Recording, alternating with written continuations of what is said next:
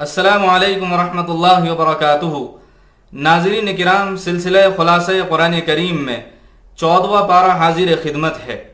سورہ حجر شروع ہوتی ہے، منکرین خدا سے کچھ باتیں کی جاتی ہیں۔ بسم اللہ الرحمن الرحیم، الف لام را تلک آیات الکتاب وقرآن مبین ربما یود الذین کفروا لو کانوا مسلمین۔ اللہ کا انکار کرنے والے جو آج مزے اڑا رہے ہیں کل قیامت کے دن پچھتائیں گے، تمنا کریں گے کہ کاش ہم بھی اللہ پر ایمان لانے والے ہوتے۔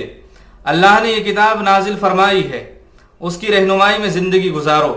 یہ سچی کتاب ہے، یہ اللہ کی نگرانی میں ہے۔ زمین اور آسمان کی نشانیوں سے اللہ کی طاقت کو پہچانو۔ ابلیس تم کو دنیا کی چمک دمک سے بہکائے گا، لیکن اگر تم اللہ کے بن کے رہو گے تو وہ تم کو بہکا نہ سکے گا اور ناکام ہو جائے گا۔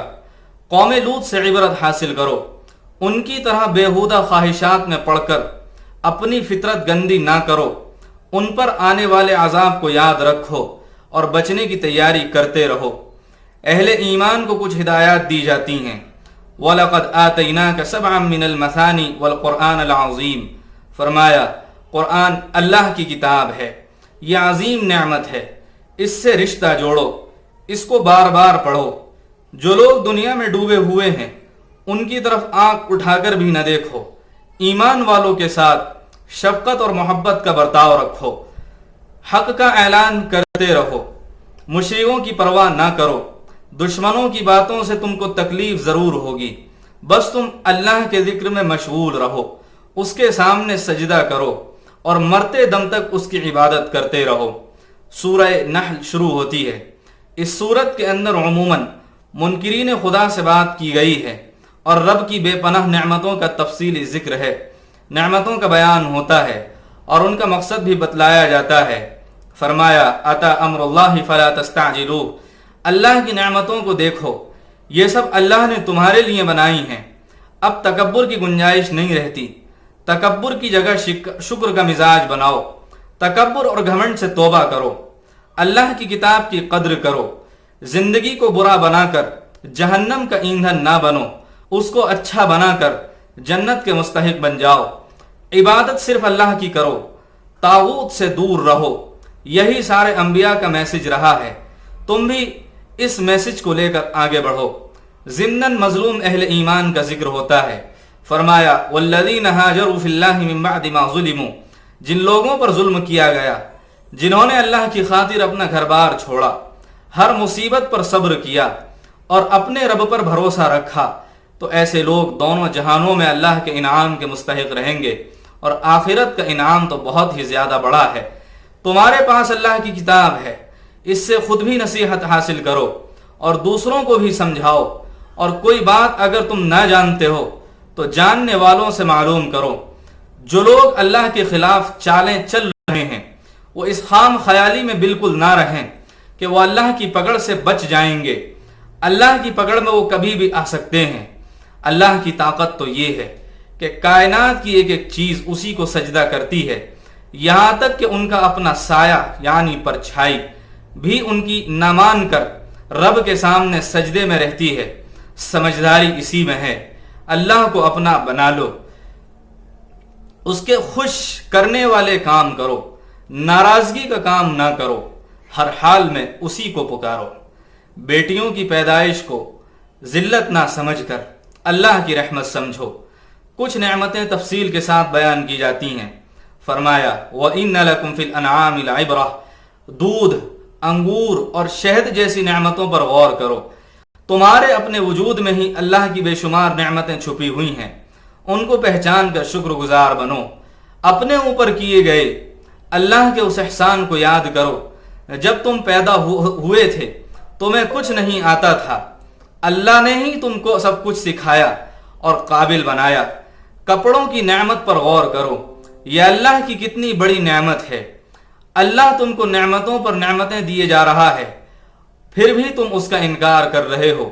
جو لوگ اللہ کا انکار کرتے ہیں، دوسروں کو بھی اس کے راستے سے روکتے اور زمین میں فساد مچاتے ہیں، ان کو نہایت ہی خطرناک عذاب ملنے والا ہے، اس کا اندازہ شاید ہی کوئی لگا سکے۔ کرنے کے کچھ کام بتلائے جاتے ہیں۔ فرمایا ان اللہ یأمر بالعدل والاحسان وایتاء ذی القربى وینہی عن الفحشاء والمنکر والبغی یعظکم لعلکم تذکرون۔ اللہ فرماتا ہے انصاف کو عام کرو، خیر خواہی کا مزاج بناؤ، رشتہ داروں کی مدد کرو، بے حیائی، بدی اور ظلم سے دور رہو، اللہ کی نصیحتوں کو یاد کرو، اللہ سے جو عہد کیا ہے اس کو پورا کرو، قسموں کو مت توڑو، قسموں کے ذریعے سے ایک دوسرے کو دھوکہ نہ دو، ہوشیار رہو، اللہ تعالیٰ تمہاری ان چیزوں میں طرح طرح سے آزمائش فرمائے گا، اللہ سے کیے ہوئے عہد کا سودا نہ کرو، جان لو جو کچھ اللہ کے پاس ہے وہ زیادہ اچھا ہے، اور یہ بھی یاد رکھو جو بھی تمہارے پاس ہے وہ ختم ہو جانے والا ہے، اور جو اللہ کے پاس ہے وہی باقی رہنے والا ہے۔ صبر سے کام لو اور آخرت کے لیے اچھے سے اچھا سامان تیار کر کے رکھو، اللہ اس کا بہترین اجر دے گا۔ مرد ہو یا عورت سب کو خوشگوار زندگی عطا فرمائے گا اور ان کے اعمال کا بہترین بدلہ نصیب فرمائے گا۔ جب قرآن پڑھو تو اللہ سے شیطان اور اس کے شر سے حفاظت مانگو۔ اگر تم شیطان کی پہنچ سے دور رہنا چاہتے ہو تو اللہ سے رشتہ مضبوط بناؤ اور اس پر بھروسہ کرو۔ اگر تم نے شیطان کو دوست بنا لیا اور اللہ کے ساتھ شرک کر لیا تو پھر شیطان کے جال میں پھنس جاؤ گے۔ قرآن سے رشتہ مضبوط کرو، اس سے تمہارے ایمان میں مضبوطی پیدا ہوگی۔ یہ ایمان والوں کے لیے ہدایت اور رحمت ہے۔ دنیا کی زندگی کو آخرت کے مقابلے بہتر نہ سمجھو، یہ نقصان کا سودا ہے، اور اس کا انجام یہ ہوگا کہ تم اللہ کی باتوں کو جھٹلاؤ گے اور اس کی رحمتوں سے دور ہو جاؤ گے، پھر اس کے عذاب کی لپیٹ میں آ جاؤ گے۔ حرام سے دور رہو، حلال کو کھاؤ، اس پر رب کا شکر ادا کرو، اپنی طرف سے کسی چیز کو حلال اور حرام نہ بناؤ۔ اگر کسی نے ایسا کبھی کیا ہو تو معافی کا وقت ہے، جلدی معافی مانگ لو۔ ابراہیم کے راستے کو اپناؤ، وہ اللہ کی اطاعت کرنے والے تھے، شرک سے ان کا کوئی واسطہ نہیں تھا، شکر گزار تھے۔ دعوتی کام میں ایک نقطے کی طرف اشارہ کیا جاتا ہے۔ فرمایا ادع الی سبیل ربک بالحکمت والموعظۃ الحسنہ، اپنے رب کے راستے کی طرف پیار اور محبت، حکمت اور دانائی کے ساتھ دعوت دو، گفتگو میں بہتر انداز اپناؤ، اللہ کے راستے میں صبر سے کام لیتے رہو، پریشان ہرگز نہ ہو، غم کا شکار نہ ہو، اچھے سے اچھے کام کرتے رہو، رب کو خوش کرنے میں لگے رہو۔ تو ناظرین کرام، یہ تھا 14واں پارہ جس کے اندر سورہ حجر اور سورہ نحل کے بہت سارے احکامات ہمارے سامنے آئے۔ اللہ تبارک و تعالی ہم سب کو عمل کی توفیق نصیب فرمائے۔ وآخر دعوانا الحمدللہ رب العالمین۔